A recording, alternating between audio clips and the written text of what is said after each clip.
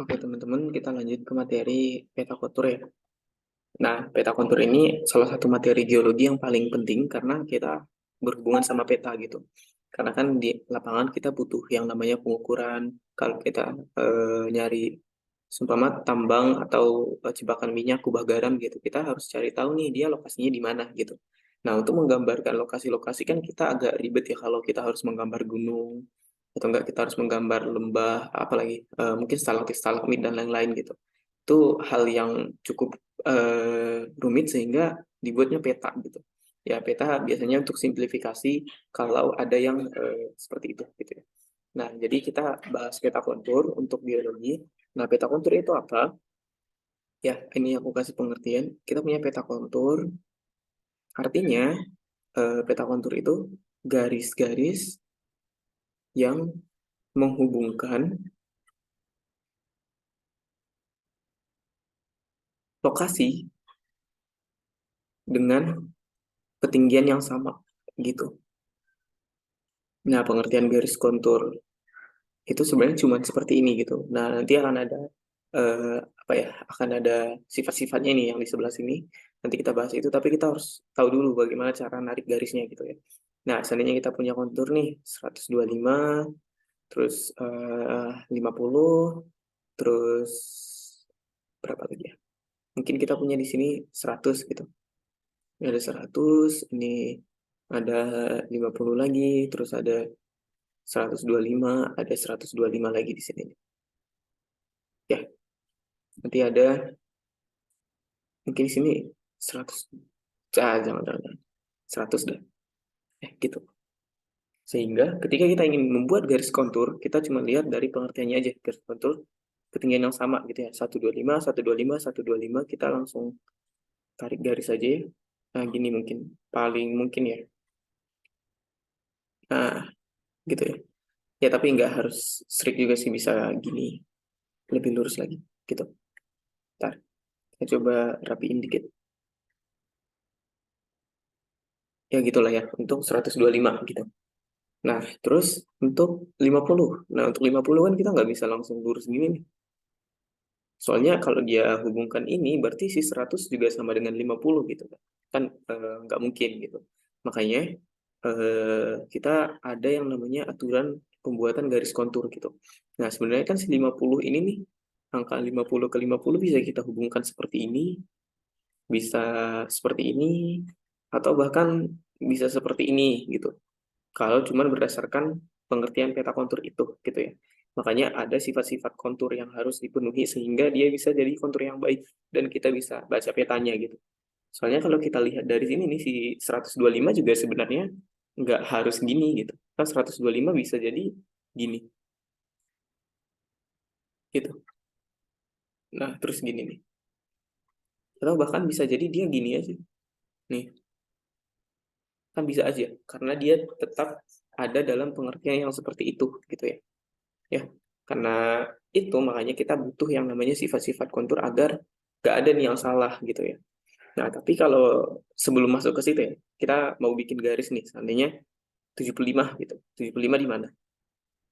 75 meter. Ini kan 50, 125, 125, 50 gitu. Nah, angka 75 itu kan kita bisa tahu ya kalau ini kan kita punya angka 50, angka 100 sama 125 gitu. Sehingga angka 75 itu pasti berada di antara 50 sama 100 gitu ya. Nah, angka-angka ini nih berarti otomatis yang di antara 50 sama 100 atau di antara 50 sama 125 itu ada angka 75 pastinya ya. Sehingga kalau kita lihat dari 50 ini ke 125 yang di bawah sini nih ke sini pasti ada angka 75 di antaranya gitu ya. Nah, kita harus cari tahu nih angka 75-nya itu berada di mana gitu. Nah, seandainya kita buat interval antara ini kan ini 50 terus di sini tinggal titik-titik aja ini 75 mungkin, terus di sini ada 100 gitu. Ya. Nah, yang harus di highlight adalah jarak antara 50 ke 75 itu harus sama antara jarak 75 ke 100 gitu. Nah, cara nyarinya gimana? Ini coba kita lihat, ini kita simplifikasi di bawah ya. Ini kita punya angka 50, terus ada 125 gitu. Nah, kita kan mau cari dengan interval 25 ya. Interval 25 kita punya 75 sama 100 gitu. Nah, kalau kita mencari yang 75 ini berada berapa senti dari sini gitu. Ya. Nah, terus kalau kita lihat nih 50 ke 75 ya, intervalnya 25. Sehingga ini kita 75 dikurang 50, yaitu intervalnya yang tadi. Kita makanya dapat 25 per yang besar ini dikurangin ke 50. Berarti 125 kurangin 50 gitu. Sama dengan X per ini ya, perpanjang antara 50 ke 125. Anggap kalau di apa ya, di paper atau di kertas kita jaraknya seumpama 4 cm gitu. Ya, antara 50 ke 125 sehingga ini kita bisa bikin 4 cm. Nah, kalau kita cari si X itu akan berada di bentar, kita cari kalkulator dulu ya biasanya. Nah, itu kan berarti 25 dibagi 125 dikurang 50 dikali 4 ya. Kali 4. Ya kita dapat angka X-nya itu di 4/3 atau enggak 1,33 gitu. 1,33. Sehingga posisi si X kan posisi 75 ya. Maka kesimpulan yang bisa kita ambil dari jarak itu tuh kita jelasin lagi di bawah. Oke. Nah, kita punya 1,33 sehingga ini angka 50, ini angka 125, maka jarak antara 50 ke 75 itu 1,33 dan ini kan 75 ya. Dan jarak antara 75 ke 100 itu akan 1,33 dan jarak antara 100 ke 125 adalah 1,33 gitu. Kalau kita mencari angka 75, nah itu masih di antara 50 sama 125 ya. Nah, kalau kita lihat di yang ini nih, yang atas ini kan 50 ke 100 juga ada angka 75 ya. Tapi angka 75 pasti di tengah. Pasti di tengah karena intervalnya cuma 25 gitu. Ya, berarti otomatis ini 75. Seandainya jarak antara 50 sama 100 ini 4 cm, maka jarak antara 50 ke 75 itu ya 2 cm gitu, simpelnya. Ya, di sini ada angka 75. Di sini ada angka 75 dan di sini juga ada angka 75 nih. Nih, ya di sini angka 75-nya karena 100 sama 50. Di sini juga ada 75, ya ini 75, 100, ya mungkin di sini 75, 100. Nah, 50 ke sini juga ada 75 berarti di sini. Ya, ke sini 75 gitu. Tetapi antara 125 sama 100 nggak ada 75. Ya. Sehingga kita udah punya titik-titik ya, tadi ini aku coba gambarin lagi. Ini kita punya titik yang warna biru.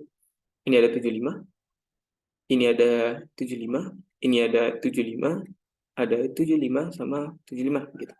Sehingga kalau kita bikin garis konturnya, paling mungkin ya gini. Ke atas, terus gini. Nah, gitu. Oke. Nah, di antara 125 sama 125 pasti nggak ada 75 karena ini segaris gitu. Ya udah gitu untuk angka 75. Mungkin begitu juga dengan angka-angka lain yang nggak ada di titik ya.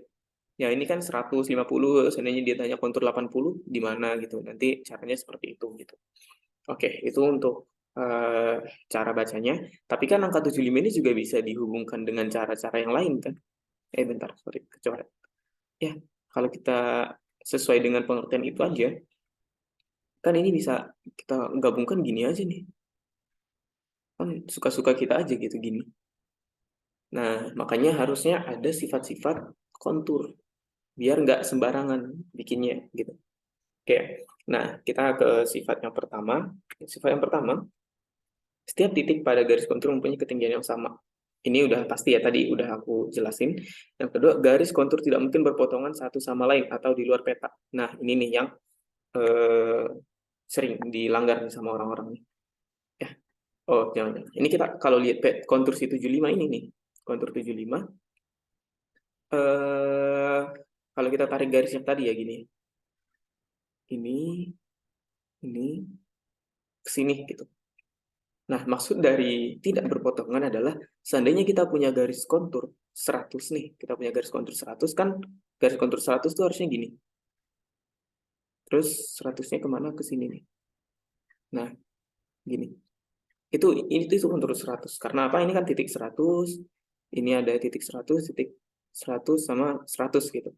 Nah, itu untuk kontur 100. Makanya kontur 100 kita nggak bisa bikin Ini kan mungkin pinggir petanya lah ya, di pinggir peta gitu. Biar ini aja. Nah, kontur 100 kita nggak mungkin, sorry. Udahlah kita coret pinggirnya aja. Kontur 100 kan nggak mungkin kita buat gini kan. Ini 100, terus ini 100, ya udah kesini aja. Terus 100 gitu kan nggak bisa. Sesuai dengan aturan hukum peta kontur yang kedua, sifat-sifat ya. Bahwa kontur tuh nggak bisa berpotongan. Begitu juga dengan kontur 50. Kita kan punya kontur 50. Ntar kita coret yang lain dulu. Oke. Nah, kita punya kontur 50 di sini dan di sini gitu. Kita nggak bisa bikin kontur 50 gini karena udah ada kontur 75 yang ke atas gitu. Dia nggak boleh motong gitu ya. Sehingga kontur 50 paling mungkin ya gini, ke atas gini. Gitu. Atau enggak kalau di sini curam ya bisa gini lah. Ya deket-deket situ. Tapi pastinya nggak bisa berpotongan. Nah, makanya ketika menggambarkan peta kontur yang paling sering salah tuh di sini. Jangan berpotongan gitu. Oke, itu untuk opsi dari peta kontur yang kedua. Oke, yang ketiga, setiap garis kontur yang berspasi seragam menunjukkan suatu kemiringan lereng yang seragam. Oh, ini bisa dijelasin mungkin seperti ini. Seragam ya katanya. Berarti seragam jaraknya sama ya. Maksud dia seragam itu adalah jarak garisnya sama gitu. Jarak garis sama. Ya. Nah, kalau kita lihat ke sini nih, kita punya kontur mungkin ya. Kita punya kontur di sini gitu. Terus punya kontur di sini, kontur di sini, kontur di sini gitu. Mungkin ini kontur 50, ini 75, ini 100, ini 125. Maksud dari jarak garisnya sama, berarti otomatis kan jarak antara 100 sama 125, ini jaraknya sama dengan jarak ini, sama dengan jarak ini gitu. Kalau kita lihat di apa ya, di alam ya, di horizontalin lah, maksudnya digambarin gitu. Berarti kita punya ketinggian 125 nih. 125. Terus ini ada ketinggian 100, kan lebih rendah ya. Ini 100. Nah, jarak dari 125 ke 100 ini itu sama dengan jarak 100 ke 75 ya. Berarti 75 di sini. Gini. Nah, 75 terus 50 di sini. Nah, gitu. Ini untuk ketinggian ya. Nah, ini kan seragam nih maksudnya. Beda kalau yang terjal, maksudnya kalau terjal kan bisa jadi ada lereng tuh yang gini, terus gini lagi, terus turun lagi gitu. Nah, itu nanti akan ada dilihat di peta kontur gitu. Nah, ini maksudnya seragam gitu.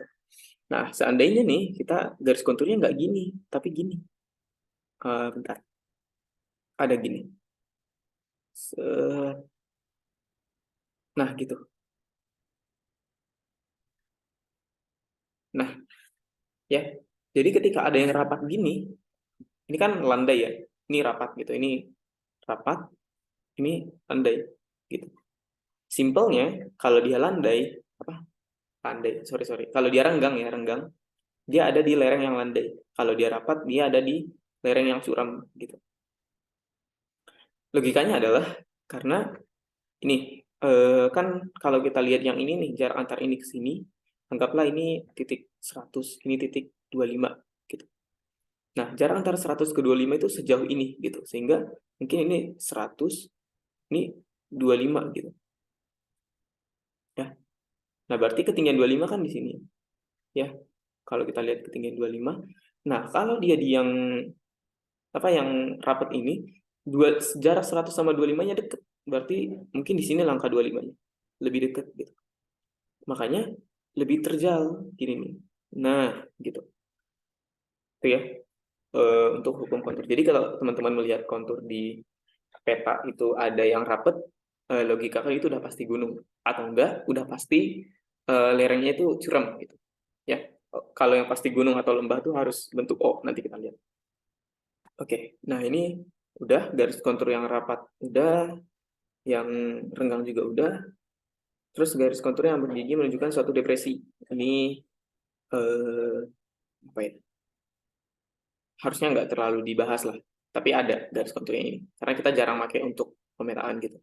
Nah, terus garis kontur membengkok ke arah hulu suatu lembah tapi memotong tegak lurus permukaan sungai. Oke, nah ini yang sering terdapat di peta geologi ya. Nah, kalau kita lihat ada peta geologi, kita gambar petanya dulu. Ya. Oke. Ketika udah kita gambar, terus ini ada sungai nih di peta gitu. Sungai. Nah, gitu. Sehingga garis kontur, anggaplah sungainya mengalir ke bawah ya. Dia arah alirnya ke sini. Ya.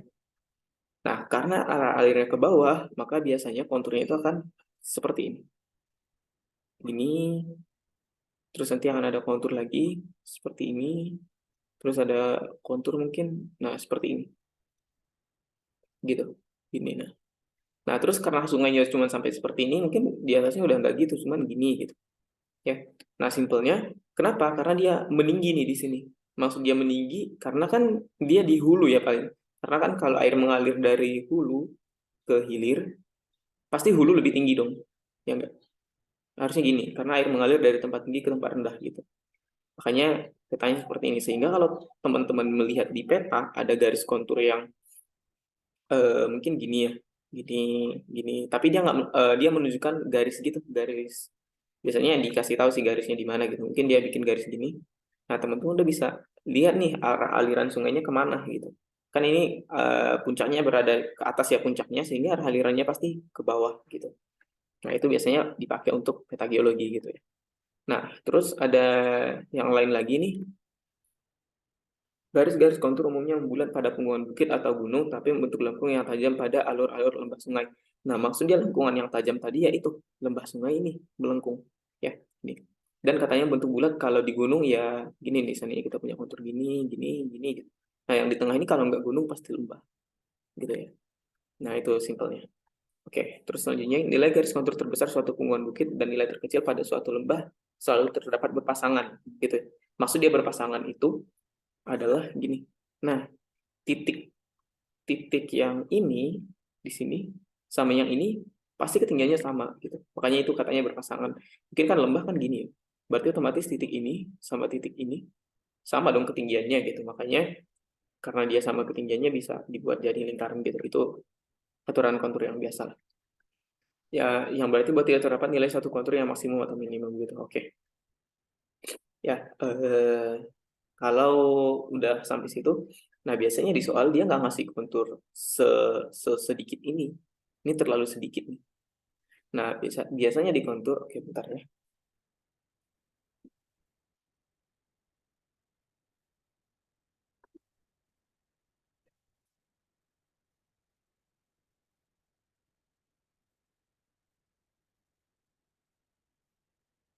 Nah, biasanya di garis kontur, dia cuman, nggak cuman segitu. Nah, kita kasih contoh nih di yang bawah sini. Dia menyuruh, seandainya nih ya, kita mau cari kontur intervalnya 10 meter. Intervalnya ya, interval.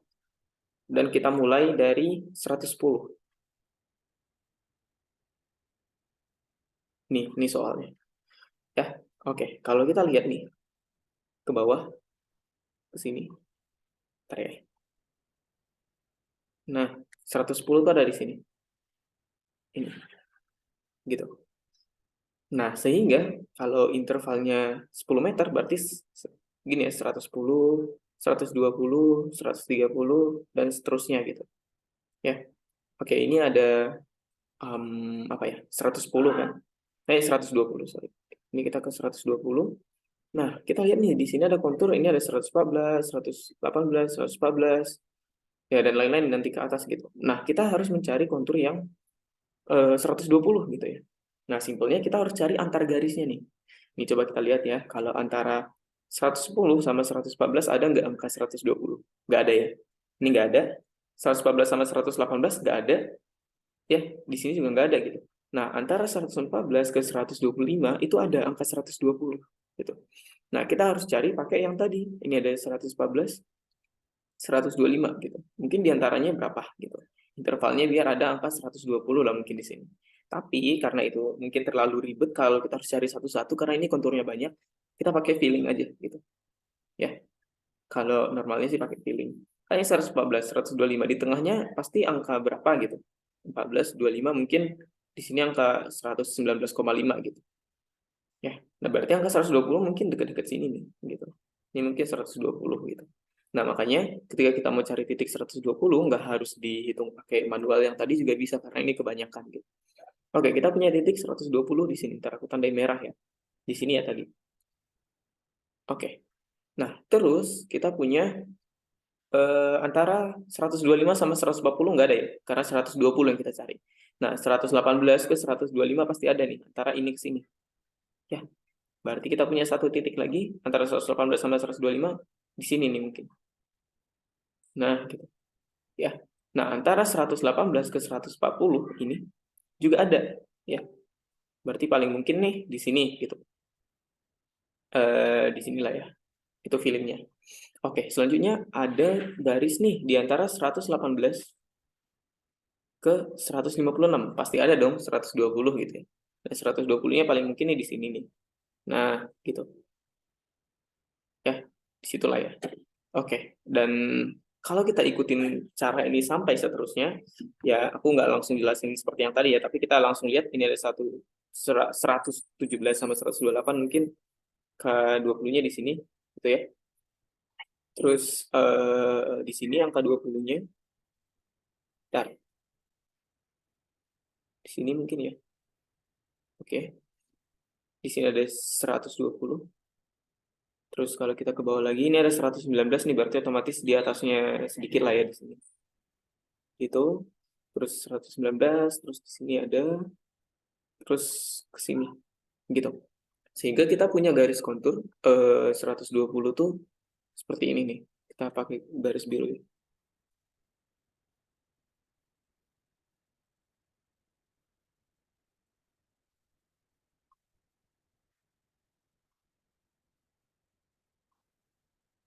Nah, gitu.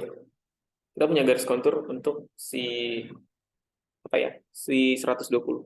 Nah, demikian juga untuk 130 kita ya udah tinggal freehand aja sama kayak yang tadi gitu.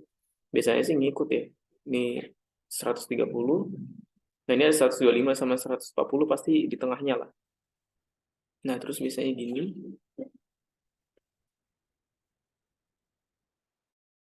Nah, setelah itu kontur kontur si 130-nya kita coret dulu. Ini berarti dia memotong antara 125 sama 130. Nah, dari prinsip yang tadi dia nggak bisa motong, jadi kita nggak bisa buat garis kontur 130 ke sini. Karena dia akan motong kontur 120 gitu. Ya udah, jadi kita tinggal ngikutin ke sini. Ya biasanya sih mau ngikutin kontur yang di bawahnya gitu. Nah, ke sini terus ke sini sorry, itu terlalu landai. Oke, sampai situ terus kita ya tinggal terusin aja kontur 130-nya ke bawah gitu. Nah, kalau kita mau cari kontur 140-nya juga sama ya. Ini aku langsung lanjutin aja. 140 berarti ini kan 136 sama 151 ya, pasti diantaranya gitu. Mungkin ke bawah gini. Itu ini 140 ya. Nah, ini ada titik 140 terus gini ke bawah sini. Nah, ini ada angka 142. Berarti harus di bawahnya. Nah, gini nih. Di memang benar-benar harus dilihat per titiknya. Oke. Aku langsung lanjut ya. Konturnya lagi. Kita ke 150, mungkin 150 gini. Oh ya, 150 agak ke bawah lagi gitu ya. Berarti nggak selurus itu. Kita coba garis lagi nih.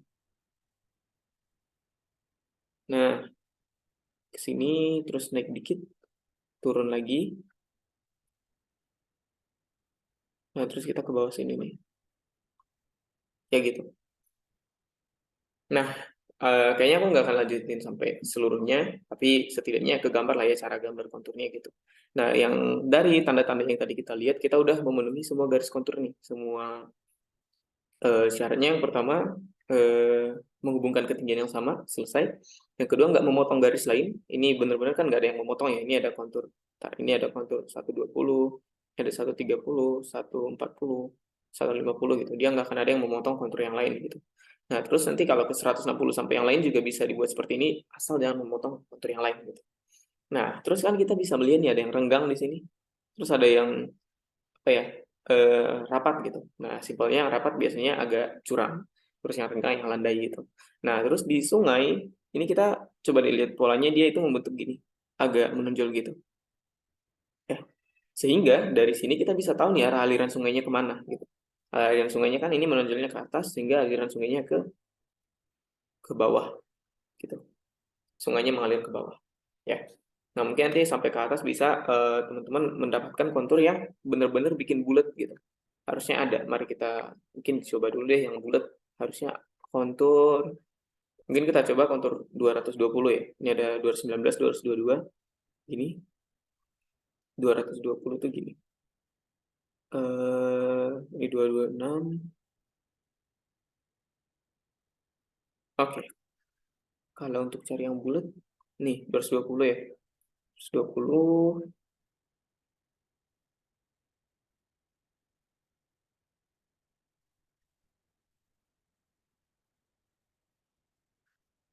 Nah, oke oke, ketebak.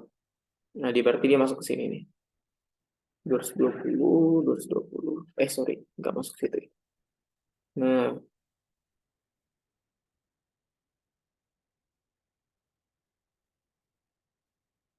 gini nih. Nah, itu dia membulat. Ya, ini garis yang di atas ini coret. Nah, biasanya membentuk membulat. Nah, di tengah-tengah sini pasti membentuk bulat lagi. Dia nggak bisa memotong keluar gini konturnya. Ya. Nah, ini berarti tandanya dia gunung atau lembah. Tinggal kita lihat aja kontur yang paling tinggi berada di mana gitu. Ini kan kontur 220 ya. Ini 220. Nah, kontur 230 seni kita bikin garis satu lagi 230 di sini berarti ya. Gini. 230 di sini.